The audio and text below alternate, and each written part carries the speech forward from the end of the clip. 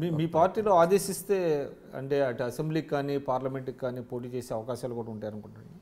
ఉంటాయి. పార్టీ ఎవరిని నిర్ణయిస్తే వాళ్ళు పోటీ చేస్తారు. అటువంటి ఆలోచన ఉన్నదా మీకు?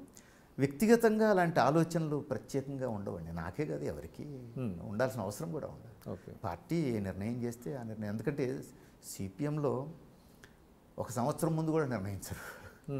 ఎలక్షన్ డిక్లేర్ అయిన తర్వాత క్యాండిడేట్స్ నిర్ణయిస్తారు. ఓకే, అంతే. సో మీకు అట్లాగా ప్రత్యక్ష రాజకీయాల్లోకి వెళ్ళాలనేటువంటిది లేదా? ప్రత్యక్ష రాజకీయాల్లో పార్టీ అవసరం అంటే వెళ్ళాల్సి వస్తుంది. సో మీరు విశ్లేషకులుగా చాలా టీవీల్లో కానివ్వండి, తర్వాత యువర్ ఏ కాలమిస్ట్ అనుకోండి, ఇటీవల కాలంలో ఈ విశ్లేషకుల ఏ విధంగా ఉందంటారు మన తెలుగునాట? అంటే మీరు చర్చల్లో చాలా పాల్గొంటూ ఉంటారు, అన్ని ఛానల్స్లో చూస్తూ ఉంటాము. అంటే ఎనలిస్టులు కూడా కొన్ని పార్టీలు కొమ్ము కాస్తున్నారు అనేటువంటిది ఒక అభిప్రాయం జనంలో ఏర్పడుతుంది. అది మీరు గమనించారా? అంటే సమాజంలో రెండు రకాల ధోరణులు ఉన్న తర్వాత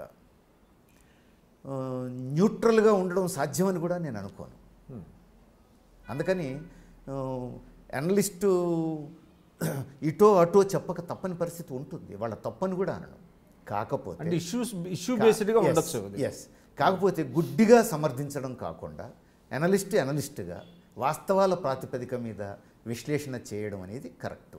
అట్లా కాకుండా ఇప్పుడు టీవీల్లో రెండు పార్టీల నాయకులు బూతులు తిట్టుకుంటూ ఉంటారు, పోట్లాడుకుంటూ ఉంటారు, ఆవేశాలకు లోనవుతూ ఉంటారు. అందులో ఒక అనలిస్ట్ భాగమైపోవాల్సిన అవసరం లేదని నా అభిప్రాయం. అనలిస్ట్గానే ఉండొచ్చు, తన అభిప్రాయాన్ని విశ్లేషణాత్మకంగా చెప్పొచ్చు. కానీ ఎటో ఒకవైపు చెప్పడమే తప్పని అనుకోవాల్సిన అవసరం ఏం లేదు. ఎందుకంటే రెండు భిన్నాభిప్రాయాలు సమాజంలో ఉన్నప్పుడు ఇటో అటో ఎవరో ఒకరిని రిప్రజెంట్ చేయక తప్పదు ఎవరైనా. మీరు చెప్పండి, అంటే రాష్ట్రం అనివార్య పరిస్థితులు విడిపోయిన తర్వాత రెండు రాష్ట్రాలు డెవలప్మెంట్ ఉందంటారా? రెండు రాష్ట్రాల్లో ఒప్పుకుంటారా మీరు? డెవలప్మెంట్ అంటే ప్రభుత్వం అనుసరించేటువంటి మోడల్ని బట్టి ఉంటుంది. ఇప్పుడు డెవలప్మెంట్ అనేటువంటి పదానికి ఒక్కొక్కళ్ళు ఒక్కొక్క రకమైన అర్థం ఇస్తున్నారు. నేను ప్రజల కోణం నుంచి చూడాలంటాను. ఉమ్మడి రాష్ట్రంలో హైదరాబాద్ బేస్డ్ మోడల్ అమలైంది. అదే నష్టం కలిగించిందని అంతే కదా, అన్నీ హైదరాబాద్ చుట్టూ కేంద్రీకృతమైనవి. ఇప్పుడు అది నష్టం చేసిందనేది అందరూ మాట్లాడారు. ఈవెన్ తెలంగాణ ఏర్పడ్డ తర్వాత కూడా ఇతర పట్టణాల్లో అభివృద్ధి కావాలి అనే చర్చ కూడా వచ్చింది. కానీ ఈ రోజుకి కూడా హైదరాబాద్ బేస్డ్ మోడలే నడుస్తుంది కదా. కాబట్టి ఏం డెవలప్మెంట్ అనాలి దాన్ని? అందుకని డెవలప్మెంట్ అంటే ఎవరి డెవలప్మెంట్ అనేది పాయింట్.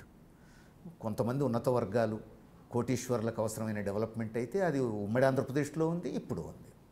కాదు, పబ్లిక్ సెంటర్డ్ డెవలప్మెంటు, ప్రజల జీవితాల్లో మార్పును సూచించేటువంటి డెవలప్మెంట్ అయితే అది ఇంకా మొదలు కాలేదు. ఇక్కడ మొదలు కాలేదు, ఏపీలో మొదలు కాలేదని నా అభిప్రాయం. ఎందుకంటే ఏపీలో కూడా అంత అమరావతి చుట్టూ తిప్పుతున్నారు. ఆ 30,000 ఎకరాల్లో, ఆ 40,000 ఎకరాల్లో మంచి రాజధాని కట్టిస్తే రాష్ట్రం అంతా వెలిగిపోద్దా? అవసరం లేదు కదా. 1000 ఎకరాలు, 1500 ఎకరాల్లో ఆ బిల్డింగ్లకు అవసరమైనటువంటి స్థలం లేదా? ఇప్పుడు ఉమ్మడి ఆంధ్రప్రదేశ్ ఉన్నప్పుడు ఎన్ని ఎకరాల స్థలం అవసరమైంది అవే ప్రభుత్వ కార్యాలయాలకు? డివైడ్ అయిన ఏపీకి అమరావతి కోసం అన్ని ఎకరాలు ఎందుకు అవసరమైంది? అందుకని దాన్ని హైప్ క్రియేట్ చేసి ప్రజలకు ముందు దాన్ని ఒకటి చూపించి ఇప్పుడు దానికోసం నాకు ఓటేయండి, దానికోసం నాకు ఓటేయండి అని చెప్పడానికి తప్ప అదేం ప్రజల జీవితాల్లో మార్పు తెచ్చేది కాదు కదా. అందుకని అది ఉమ్మడి రాష్ట్రంలో ఏ మోడల్ ఉందో ఇప్పుడు ఏపీలో చంద్రబాబు అదే మోడల్ అనుసరిస్తున్నాడు, ఇక్కడ కేసీఆర్ గారు అదే మోడల్ అనుసరిస్తున్నారు. మారాలి. పబ్లిక్ సెంటర్డ్, ప్రజా జీవితాల కేంద్రీకృతంగా ఉండేటువంటి మోడల్ వైపు మారాలి.